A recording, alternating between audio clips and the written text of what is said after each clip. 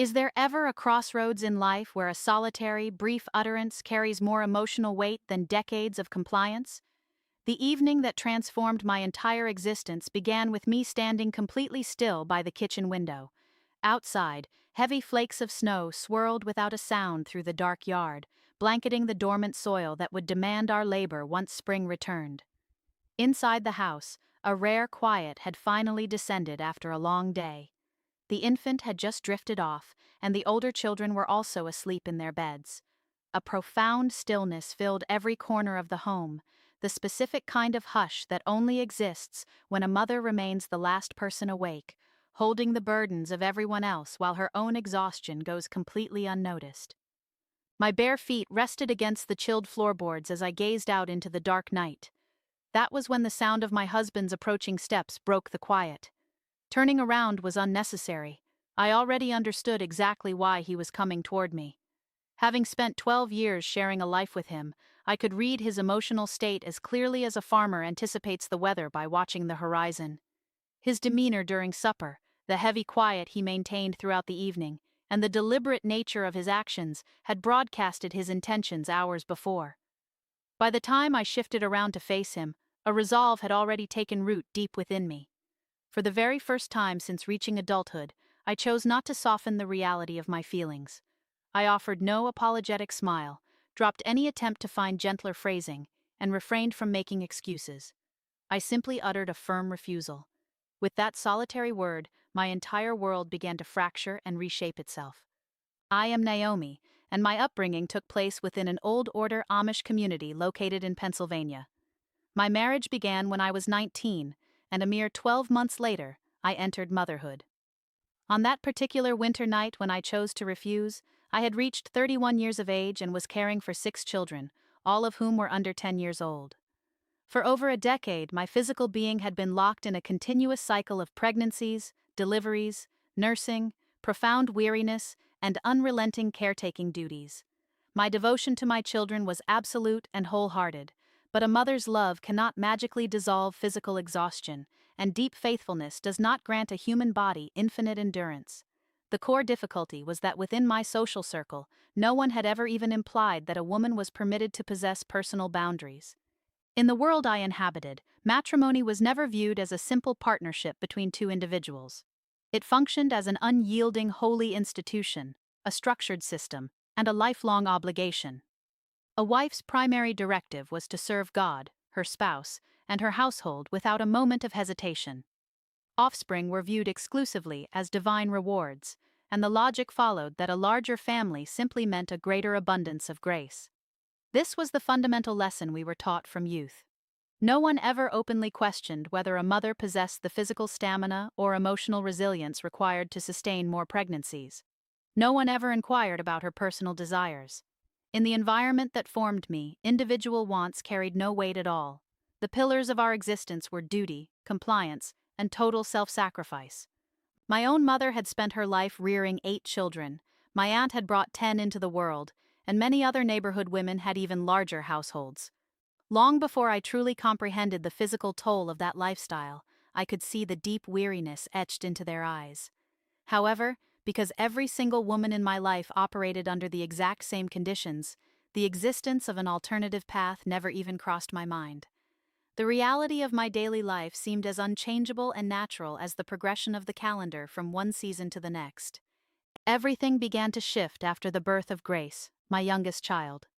That delivery proved far more grueling than any of my previous experiences.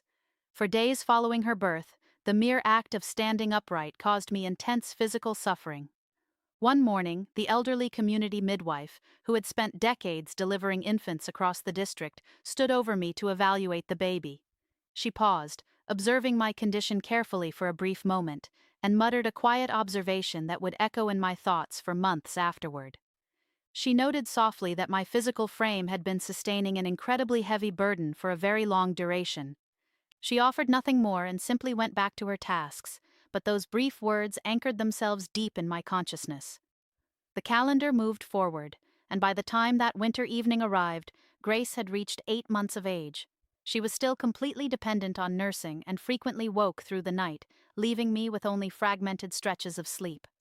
Concurrently, one of my boys was struggling with a persistent cough, my mending work was piling up completely out of control, and the domestic chores felt like an endless loop. Every single day initiated well before the sun rose and extended long into the night. I had passed the point of anger or frustration. I was functioning on absolute emptiness.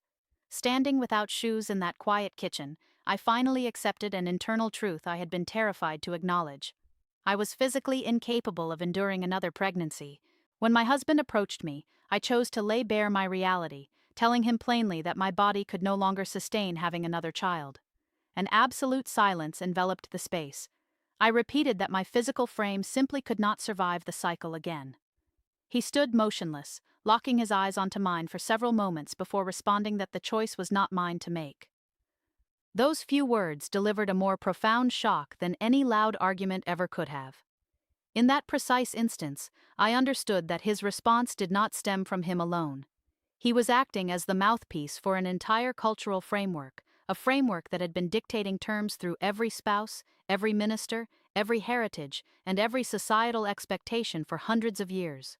For the first time in my existence, I realized I was standing in direct opposition to everything I had ever known.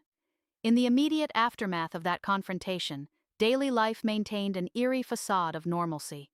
Morning meals still required preparation, the children still demanded washing, instruction, nourishment, and comfort, the laundry continued to accumulate, and the livestock still needed attention. Not a single element of my daily checklist had shifted, yet my internal landscape had transformed completely. For the majority of my life, I had moved through the world without ever interrogating the regulations that governed my community. Like nearly everyone native to that culture, I absorbed and accepted our tenets as naturally as the air I breathed. Now, however, a fundamental doubt had taken root in my mind, and once an interrogation of that scale begins, silencing it becomes nearly impossible. Less than a week after that kitchen confrontation, I discovered that my husband had taken the matter directly to Bishop Eli. The news did not shock me, as private domestic disputes rarely remained confidential within our social structure. Marriage, religious duty, and community life were fused together so tightly that attempting to disentangle one from the other was out of the question. Whenever an anomaly appeared in a household, the machinery of the church moved to steer the individuals back toward what was deemed the correct trajectory. A few days following his visit, I received word that I was expected at the bishop's residence on a Tuesday afternoon. Every sensory detail of that sitting room remains burned into my memory. The radiant heat radiating from the wood stove, the rhythmic ticking of the wall clock, and the scent of a freshly baked apple pie resting on a side table. The environment radiated tranquility, comfort, and domestic normalcy. Despite that peaceful exterior, I felt entirely as though I were a defendant stepping into a courtroom. Bishop Eli took a seat directly across from me, while his spouse sat quietly by the window, focused on her needlework. His tone remained gentle and measured throughout, never once rising in volume. That low, calm delivery actually intensified the difficulty of the encounter, because a gentle demeanor can enforce expectations just as rigidly as outright anger. He remained quiet as I articulated my profound exhaustion, the unrelenting cycle of childbearing, the fractured nights, and the distinct realization that my physical endurance had disintegrated. Once I concluded my explanation, he brought his hands together and delivered a sentiment I had heard expressed in various ways throughout my life, noting that it was quite common for women to feel utterly overwhelmed. I offered a silent nod of agreement. He continued, suggesting that many mothers face moments where they believe they cannot take another step. Once more, I nodded. He then added that true faith frequently demands that we press forward precisely when we feel entirely incapable of doing so. The phrasing was delivered with absolute calm, balance, and unshakable conviction. I sat in silence as he explained the theology of our people, that spiritual rewards are unlocked through personal sacrifice, that religious compliance demands physical endurance, and that the Almighty supplements our strength when our human capacity is entirely spent. A segment of my mind desperately desired to accept his words. The adolescent version of myself certainly would have complied without question, the girl who had spent her youth absorbing every institutional answer provided to her. However, the woman occupying the chair in that room was operating from a completely different perspective, because none of those traditional platitudes connected with the material reality of my physical breakdown. None of those phrases resolved the core dilemma keeping me awake at night. What truly happens when a human body reaches its absolute physical limit? At what point does self-sacrifice mutate into something destructive? And why was that particular inquiry so utterly terrifying for my community to acknowledge? I departed from the bishop's home carrying the exact same heavy spirit I had arrived with, though it now felt significantly more burdensome because a stark truth had become clear to me. Everyone in authority was highly focused on discussing abstract faith, but absolutely no one was willing to look at the reality of my life. As the weeks advanced, the grip of winter began to yield to the first signs of spring. The snow dissipated from the open acreage, and the dirt pathways turned to thick mud. One afternoon, the neighborhood women assembled at a nearby homestead for a communal quilting circle. Dozens of us gathered around the expansive wooden frames, our hands moving in unison to create tiny stitches, just as our ancestors had done for generations. The space was alive with the hum of familiar neighborhood gossip, the sounds of youth playing outdoors, the clinking of porcelain cups, and the steady movement of needles piercing fabric. I took my position along one edge of the textile frame and kept my eyes fixed entirely on my sewing. For a long stretch, no one initiated a conversation with me. Eventually, an older woman stepped over and took the empty space at my side. It was Sarah, a 42-year-old mother of 9 children who held a position of immense respect within our church district. I had observed her behavior my entire life. The community deeply revered her serene nature, her endless patience, and her total alignment with our faith.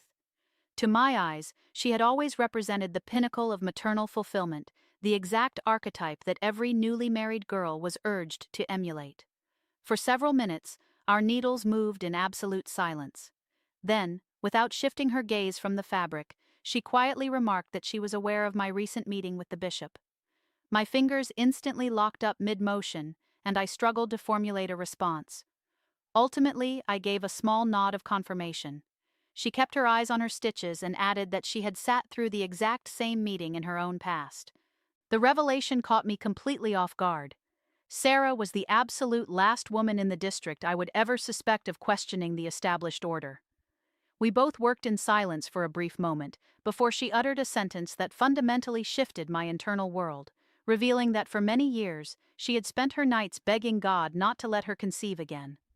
I turned to look at her, finding the admission nearly impossible to process. This was Sarah, the living standard of impeccable faith and endurance. Yet, she had navigated the exact same terror that was currently consuming me, perhaps even more intensely. She calmly pulled her thread through the cloth and noted that she had never voiced that truth to a single soul.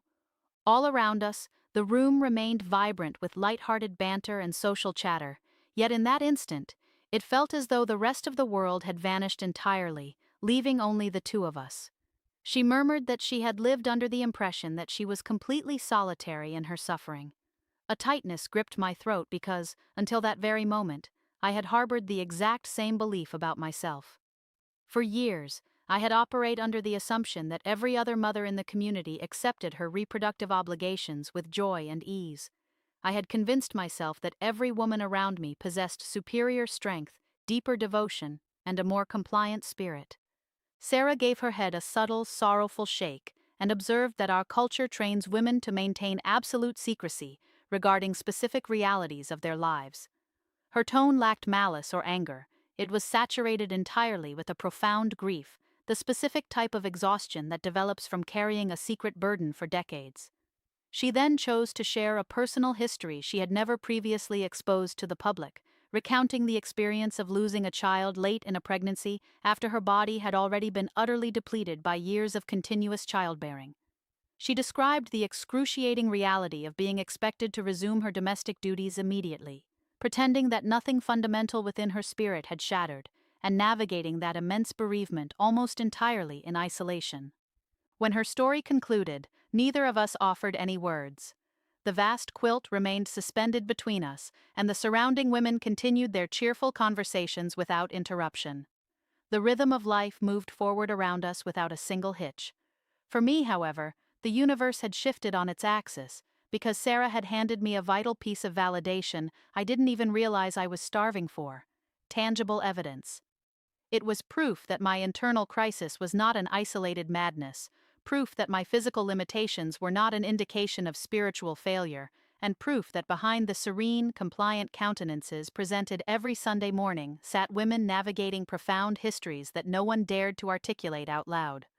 Before she stood up to take her leave, Sarah finally turned her head to look directly into my eyes, her expression carrying the weight of a lifetime of unvoiced realities. She offered a melancholic smile and reminded me that I was neither the pioneer of this specific suffering, nor would I be the final woman to experience it. Those parting words accompanied me all the way back to my homestead. They echoed in my mind as I worked in the kitchen, as I tended the soil, and through every single disrupted night that followed. For the very first time, I began to contemplate how many other mothers in my immediate circle were silently enduring the exact same hidden torment. Once that realization takes root, returning to a state of blind compliance is no longer an option. In the wake of that interaction with Sarah, a quiet evolution began to take place within my soul. It didn't manifest as an overnight revolution or a dramatic public display. The modifications were minute and nearly imperceptible at the start. However, once your eyes learn to detect the microscopic fractures in a structural wall, pretending the barrier is perfectly sound becomes an impossibility. For over a decade, I had been conditioned to view my internal distress as a series of personal shortcomings. If my body felt broken by labor, I told myself I lacked sufficient faith. If the responsibilities became crushing, I assumed I was deficient in gratitude. If the walls felt like they were closing in, I concluded I simply needed to cultivate greater patience. That was the cultural programming I had internalized from infancy. Now I was beginning to suspect a far more radical truth, that the deficit did not lie within my character at all, but rather that the foundational expectations of our society deserved deep interrogation. That realization became a constant companion in every mundane task. Whether I was pinned to the clothesline hanging linens, working yeast into bread dough, or cradling Grace in the quiet hours after midnight, the inquiries I had spent a lifetime suppressing kept forcing their way to the surface. I constantly wondered why women were systematically required to endure their suffering without making a sound. Why did the flow of total self-sacrifice always move in a single direction, and why did every theological discourse regarding compliance completely erase human empathy from the equation? The deeper I descended into those inquiries, the more impossible it became to force myself back into the mold of the compliant individual I used to be. My spouse registered this internal divergence long before I ever explicitly articulated it to him. His name was Daniel, and it is vital for me to state clearly that he was not a malicious or abusive individual. External observers frequently want to categorize these narratives into simplistic parables populated by heroes and villains, but human existence is rarely that clear-cut. Daniel was entirely a product of the exact same indoctrination that had shaped me. He had sat through the identical sermons, absorbed the same protocols, and carried the same worldview regarding the structure of a household. To his mind, interrogating those foundational tenets was as unthinkable as challenging the laws of nature. Yet, even though he lacked the framework to truly comprehend the nature of my internal crisis, his instincts told him that a profound separation was occurring. An unspoken emotional divide began to expand between us. We continued to sit at the same table for meals, collaborated on the upbringing of our offspring, and worked the farm side by side. Despite that outward cooperation, our dialogues grew increasingly brief and guarded, and specific areas of discussion were avoided entirely. Whenever a conversation veered toward long-term planning, a palpable, invisible friction filled the room. Neither of us possessed the courage to address it directly, because we both understood exactly where the fundamental disagreement was rooted. Several months following that pivotal winter night, Daniel finally addressed the elephant in the room. The children had all gone out to the garden plots to assist with harvesting produce, leaving the house unusually quiet. He took a seat directly across from me at the main kitchen table, spending several quiet moments simply studying my face before asking directly if I had experienced a change of heart. I understood the precise subtext of his inquiry, and my pulse instantly quickened. Slowly, deliberately, I moved my head from side to side to signal that I had not. The ensuing silence felt as though it lasted for an eternity. Daniel shifted his gaze away from me, and when he finally broke the quiet, His tone was saturated far more with deep sorrow and disappointment than with anger, noting simply that I had changed. The observation stung deeply, primarily because a vulnerable part of my soul harbored the terrifying suspicion that his assessment was accurate. However, an emerging part of my consciousness was beginning to recognize a profound truth: that to the individuals who benefit entirely from your absolute silence, personal growth will almost always look like a betrayal. Later that evening, I lay completely awake in bed, long after the rest of the household had entered deep sleep. Gazing up into the absolute blackness of the room, I forced myself to contemplate the decades of existence stretching out ahead of me, 10 years, 20 years, 30 years down the road. I tried to picture myself continuing along the traditional path, systematically suppressing my own physical limits, totally ignoring my internal consciousness, and denying the undeniable reality that a core part of my being was screaming for autonomy. For the very first time in my life, the prospect of that compliant future terrified me far more than the unknown consequences of choosing to change. The subsequent year brought an even greater deluge of internal questioning. Eventually, an event transpired within our neighborhood that pushed me past the point of mere contemplation. It occurred during a routine community assembly involving a young woman named Rachel who had entered into marriage only a short time prior. She was a mere 19 years of age. If this exploration of hidden truths and the weight of tradition has resonated with you, consider sharing it with someone else who might find comfort in knowing they are not alone. For anyone who has navigated a similar path of silent struggle and awakening, your experiences carry profound value, and the space below welcomes your reflections. Your inner wisdom belongs to you, and it always has. Protect your personal journey with the utmost care.